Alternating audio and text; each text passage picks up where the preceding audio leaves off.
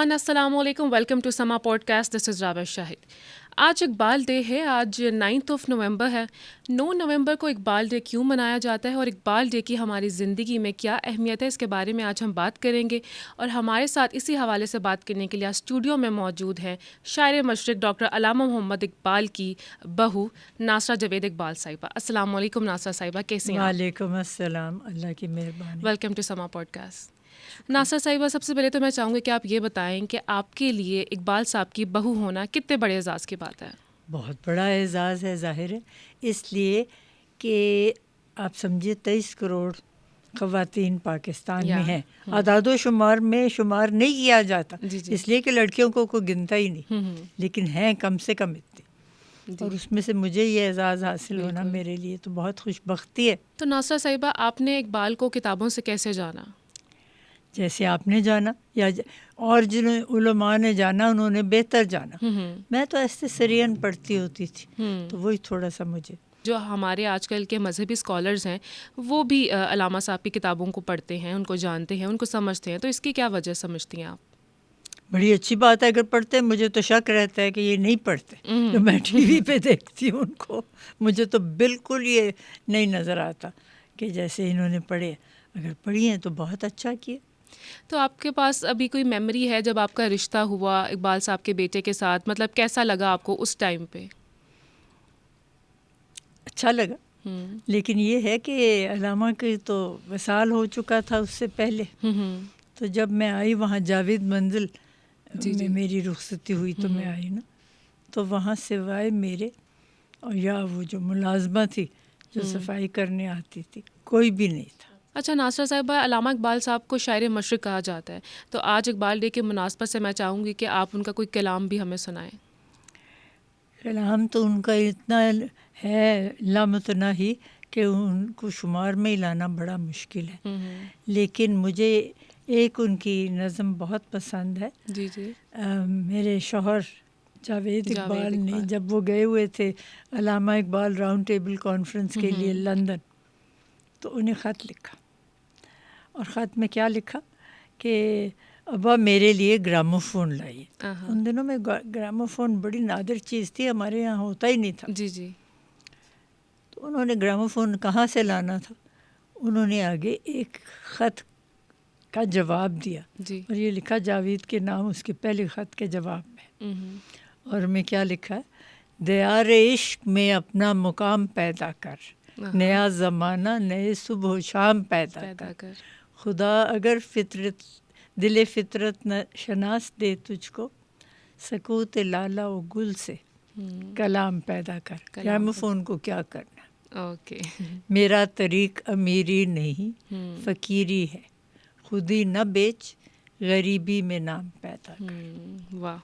اچھا، علامہ اقبال صاحب اور جاوید اقبال صاحب دونوں کی جو پرسنالٹی تھی وہ خاصی ڈفرینٹ تھی، مختلف تھی. آئیڈیالوجی فلسفی دونوں کی مختلف تھی. تو آپ نے دونوں کو کیسے، مطلب دونوں کی جو پرسنالٹی ہے اس کو کیسے ڈفرینشیٹ کریں گی؟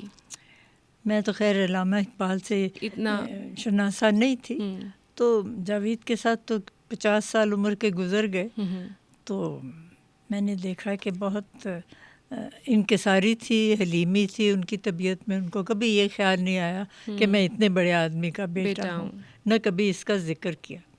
اور ہمیشہ یہی کوشش کی کہ لوگوں کے ساتھ حلیمی انکساری سے پیش آئیں، اور اپنا تمام جو ہے نقطۂ نظر وہ ایسا رکھے کہ لوگوں پہ اچھا اس کا اثر ہو. اچھا ناصرہ صاحبہ، کیا یہ وہی نوجوان نسل ہے جو آج کل کی ہماری نوجوان نسل ہے، جس کے لیے اقبال نے کہا تھا کہ نوجوانوں کو پیروں کا استاد کر؟ کیا سمجھتی ہیں آپ؟ یقیناً.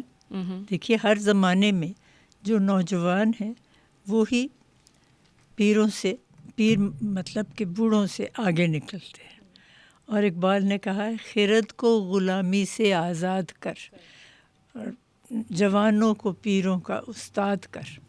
تو یہ جب تک نوجوان جو ہیں وہ اتنا علم حاصل نہ کر لیں کہ وہ پیروں کا استاد کریں، ہم آگے ترقی کیسے کر سکتے ہیں. لیکن حالت یہ ہے، حالانکہ ہمارے آئین میں یہ لازمی قرار دیا گیا ہے کہ ہر بچے کو 5 سے لے کے 16 سال کی عمر تک مفت اور لازمی تعلیم ملے گی. یہاں برائے نام تو اسکول ہے، ہر ضلع میں بھی ہیں، باہر بچھا دیتے ہیں یہ چٹائیاں، اس پہ شاگردوں کو بٹھا دیتے ہیں، اور جو بلڈنگ کوئی بنی بھی ہوئی ہے اس میں شادی ہال ہے، کوئی اس طرح کی انہوں نے جگہ کھولی ہوئی۔ اچھا ناصرہ صاحبہ، آپ کا اپنا بھی کریئر بہت شاندار گزرا ابھی تک، تو بطور خاتون جج آپ کیا سمجھتی ہیں کہ آپ نے جو خواتین کے لیے اقدامات اٹھائے، کیا وہ مطلب آپ سمجھتی ہیں کہ ایسا ہی ہونا چاہیے تھا؟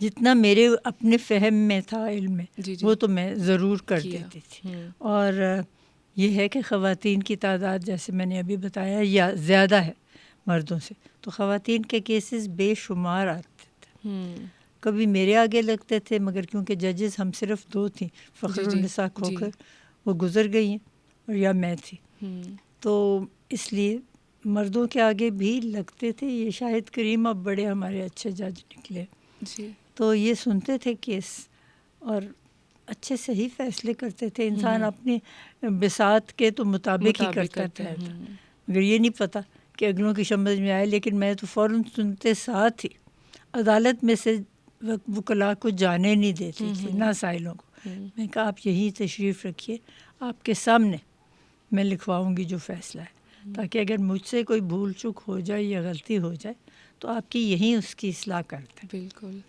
اور ان کو پتہ بھی لگ جائے کہ میں نے کہا کیا۔ میں تو ایسی کرتی رہی ہوں جتنے عرصہ میں رہی ہوں۔ اچھا ناصرہ صاحبہ، ہم دیکھتے ہیں کہ آج کل کی نوجوان نسل جو ہے وہ ملک سے باہر جانا چاہتی ہے، پاکستان سے باہر جانا چاہتی ہے، تو پھر یہ پاکستان کس نوجوان نسل کے لیے بنایا گیا تھا؟ دیکھیے، یہ نوجوان نسل ہماری اولاد کے لیے تھا، لیکن ہم نے کبھی سوچا ہے کہ اگر 2 میاں بیوی ہے تو بچے بھی 2 سے زیادہ نہیں ہونے چاہیے۔ شروع میں جب ٹیلی ویژن مجھے یاد ہے شروع ہوا تھا تو انہوں نے ایک سلوگن نکالا ہوا تھا، بچے 2 تے سکھ 1000۔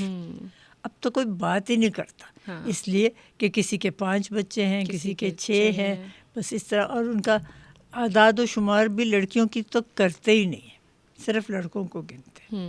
یہ ایک بہت بری اصطلاح ہے۔ ناصرہ صاحبہ، جب جاوید صاحب حیات تھے تو اقبال صاحب کا کیسے ذکر کرتے تھے وہ، مطلب کیسے ان کو یاد کرتے تھے، گفتگو کرتے تھے آپ کے ساتھ؟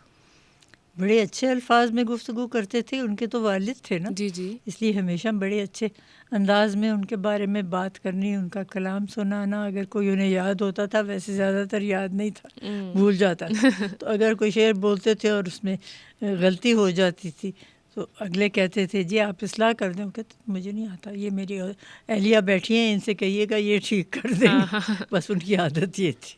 تو آپ کے بچے کیسے یاد کرتے ہیں؟ مطلب obviously they have not seen them but still اچھے الفاظ میں یاد کرتے ہیں، اور ان کو تو بڑے والے کو تو کلام اقبال تقریباً حفظ ہے، کیونکہ وہ فیس بک پہ بھی ہے تو اس نے سارا یاد کیا۔ اچھا، چھوٹا جو ہے وہ وکالت بھی کرتا ہے، عدالت بھی کرتا ہے، اور اس کو۔ اچھا ناصرہ صاحب، آپ کیا سمجھتی ہیں کہ اقبال نے جس پاکستان کا خواب دیکھا تھا، یہ آج جو پاکستان ہے یہ وہی پاکستان ہے؟ کچھ حد تک تو ہے، اس میں مسلمانوں کو آزادی ہے۔ اب یہ آزادی کیسی ہے؟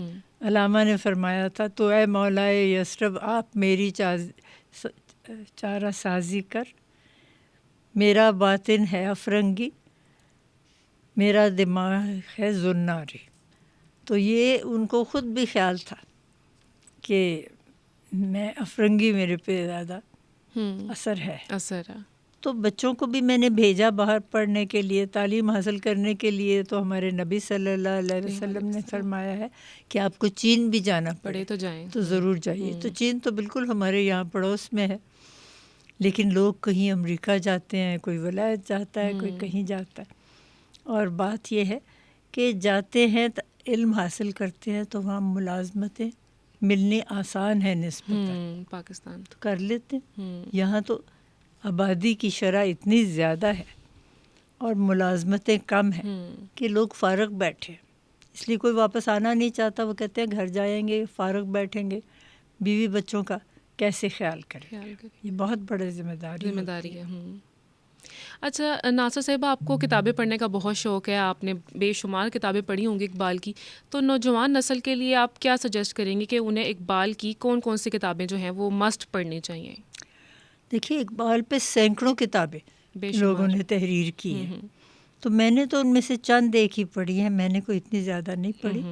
لیکن بات یہ ہے کہ جو بھی کسی کی دسترس میں ہو وہ کتاب پڑھ لے, آسان کتاب پڑھے, کیونکہ آسان کتاب جو ہے اس کو پڑھنا بھی آسان ہے اور سمجھنا بھی آسان ہے.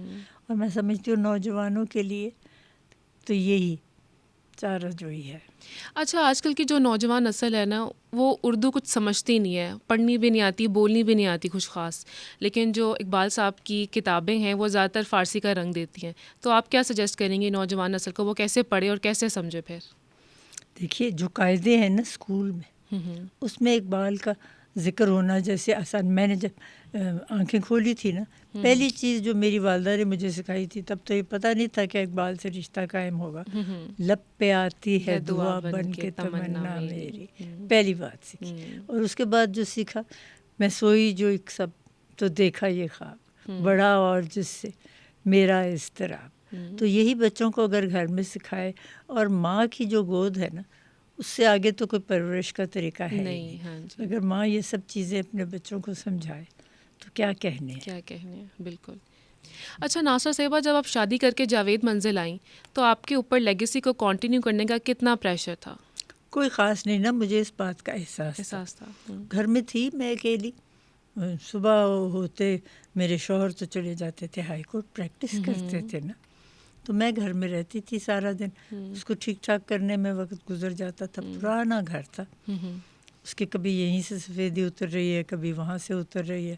اس کو ٹھیک کرنا, اس کو ذرا آرائش کرنا, بس یہی کام تھا, اور کوئی خاص نہیں تھا. تو پریشر تو میرے پہ بالکل ہی نہیں تھا. تو ناصرہ صاحبہ پھر آپ نے اپنے بچوں میں کیسے اقبال کی لیگیسی کو ٹرانسفر کیا؟ میں سمجھتی ہوں اسکول گئے, وہیں سے ان کو اساتذہ نے بتایا. یہ ان کے لیے بھی بڑی بات ہوتی تھی جب اسکول جاتے تھے. مجھے یاد ہے یہ جو بڑا تھا نا, اس کو گود میں اٹھا کے تو ٹیچر نے ایسے سب بچوں کے آگے اس کو پیش کیا کہ جی یہ علامہ اقبال کا پوتا ہے. تو لوگوں نے بڑی تالیاں بجائیں. تو وہ بڑا کسیانہ سا ہوا, گھر آ کے کہنے لگا مجھے سمجھ نہیں آتی کہ استاد نے یہ میرے ساتھ کیا کیا. تو یہ بچوں کے لیے تھوڑا سا ہوتا تھا, اس طرح کا مسئلہ بن جاتا تھا. لیکن ویسے وہ بالکل ویسے ہی تھے جیسے اوروں کے بچے تھے. جو دوسرے لوگ سیکھتے تھے وہ بھی سیکھ لیتے تھے. چھوٹا ذرا جو ہے وہ زیادہ اپنا کھیل میں اور اس طرح کی چیزوں میں رہتا ہے, اور جو بڑا ہے وہ رات کو فیس بک دیکھتا رہتا ہے.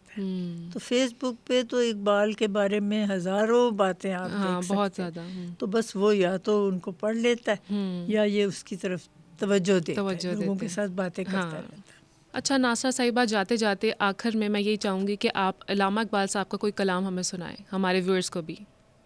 سب کو مجھ سے زیادہ آتا ہوگا یقیناً, کیونکہ اب لوگوں نے ایک طریقہ بنا لیا ہے علامہ اقبال کے کلام کو پڑھنا اور سیکھنا, اور اپنے بچوں کو بھی اسکولوں میں سکھانا. اساتذہ بھی کوشش کرتے ہیں. میں نے بھی ایک چھوٹا سا اسکول کھولا ہوا ہے 150 بچوں کا, اپنے گھر کے قریب ہی وہاں.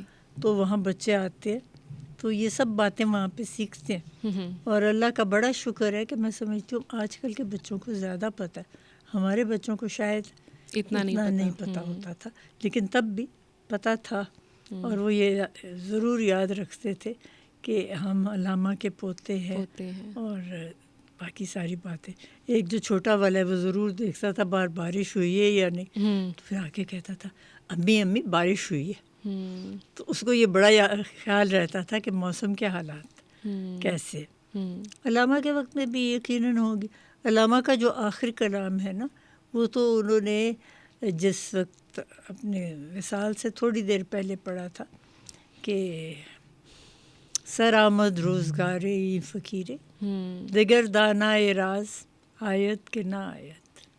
بالکل. کہ اب پتہ نہیں کوئی ایسا اپنے آپ پہ ان کو کبھی یہ خیال نہیں تھا کہ کم تری کا نہیں احساس تھا.